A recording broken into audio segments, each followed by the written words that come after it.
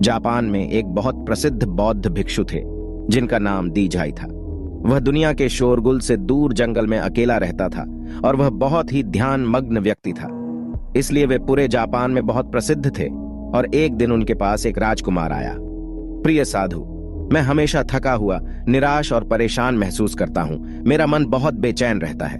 हालांकि मेरे पास सब कुछ है, धन, प्रसिद्धि और सभी विलासिता जो एक व्यक्ति पाने की ख्वाहिश रखता है, लेकिन फिर भी मेरे अंदर शांति नहीं है। तो साधु ने कहा, आपको इसका उत्तर पता है, लेकिन आपने कभी इसकी खोज नहीं की। साधु ने कहा कि मैं एक प्रयोग करना चाहता हूं।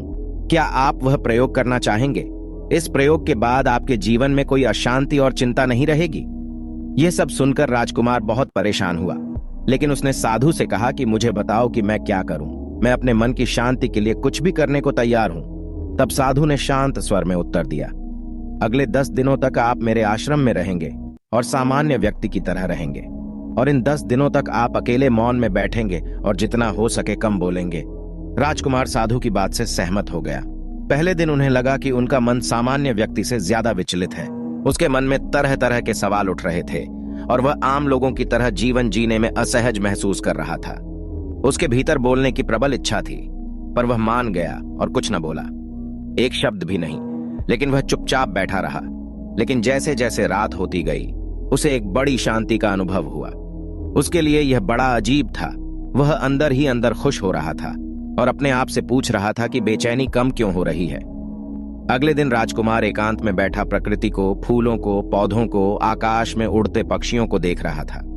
अपने जीवन में पहली बार वह देख रहा था कि उसके चारों ओर कितनी सुंदर प्रकृति है। वह अपने चारों ओर प्रकृति को देख और महसूस कर सकता है। इस तरह एक हफ्ता बीत गया और उसके मन की सारी बेचैनी, सारी उथल पुथल, सब कुछ गायब हो गया। 8वें दिन की सुबह राजकुमार की आंखें अपने आप बंद होने लगीं और वह गहरे ध्यान में डूब गया। उसने आंखें बंद की, गहरे ध्यान में चला गया। कोई चिंता नहीं थी, मन में शांति थी। राजकुमार को भीतर ही भीतर गहन शांति का अनुभव होने लगा। बाकी के 2 दिन गहरे ध्यान में बिताने के बाद राजकुमार खुद को एक बौद्ध भिक्षु के सामने पेश करता है।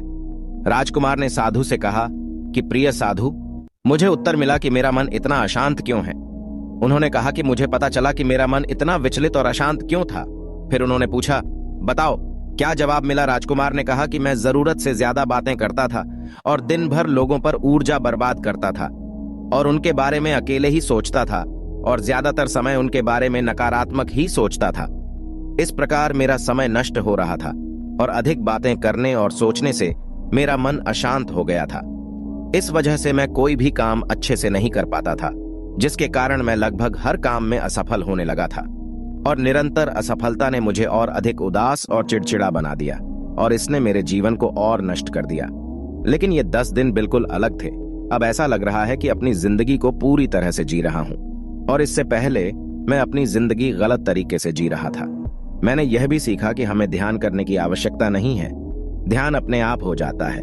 और ध्यान से मैंने पहली बात यह सीखी कि किसी के जीवन में सबसे महत्वपूर्ण घटना स्वयं को जानना है। बौद्ध भिक्षु ने कहा कि आप ही नहीं, दुनिया में ज्यादातर लोग जरूरत से ज्यादा बोलते हैं।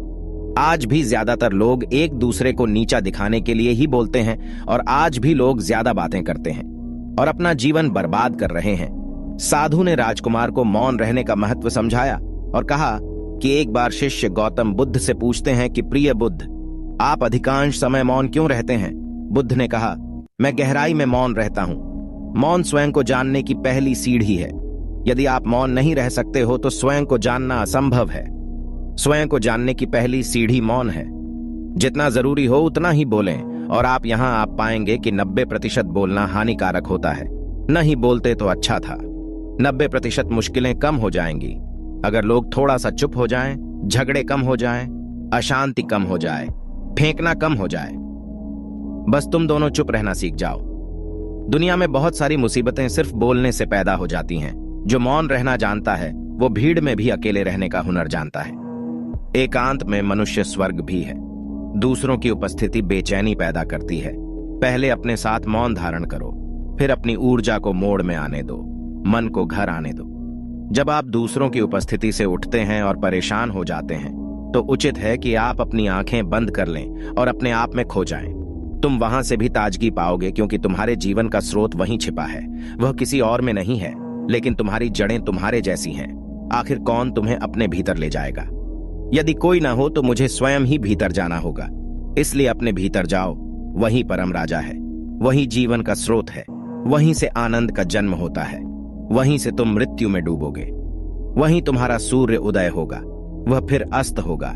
जब भी तुम डुबकी लगाकर लौटोगे, वहीं से पाओगे। फिर तुम फिर से तरोताजा हो जाओगे। तब जीवन का नया धन पाओगे। फिर नई शक्ति का जन्म होता है।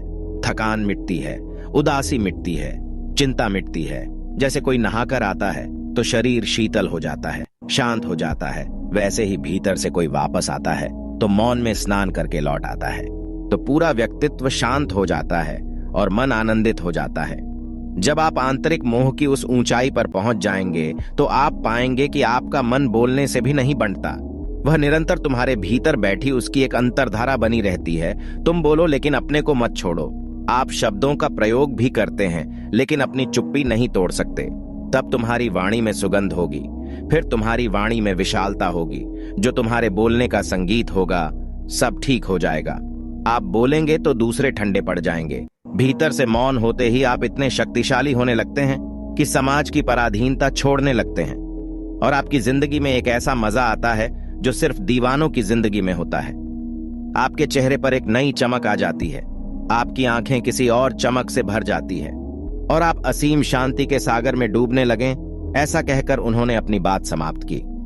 दोस्तों, आपने भी अनुभव किया होगा कि ज्यादा बातें करने से मन शांत हो जाता है। हम अपने मन के साथ साथ अपने ध्यान पर भी नियंत्रण खो देते हैं। जो लोग बहुत अधिक बातें करते हैं उनमें किसी एक कार्य पर ध्यान केंद्रित करने की क्षमता नहीं होती है, इसलिए वे अपने किसी भी लक्ष्य पर पूरी तरह से केंद्रित नहीं होते हैं और वे जीवन की सच्चाई को नहीं समझ पाते हैं और न ही कभी मनचाही सफलता प्राप्त कर पाते हैं। इसके अलावा आपने देखा होगा वो लोग अक्सर लोगों के बीच हंसी का पात्र बन जाते हैं, और जो कम बोलते हैं और अपनी बात पर टिके रहते हैं उन्हें सम्मान मिलता है। लोग जो कहते हैं उसे सुनते हैं और विश्वास करते हैं, और अशांत मन वाला व्यक्ति जीवन में किसी भी कार्य में सफल नहीं हो पाता, क्योंकि उसका किसी भी कार्य में मन नहीं लगता।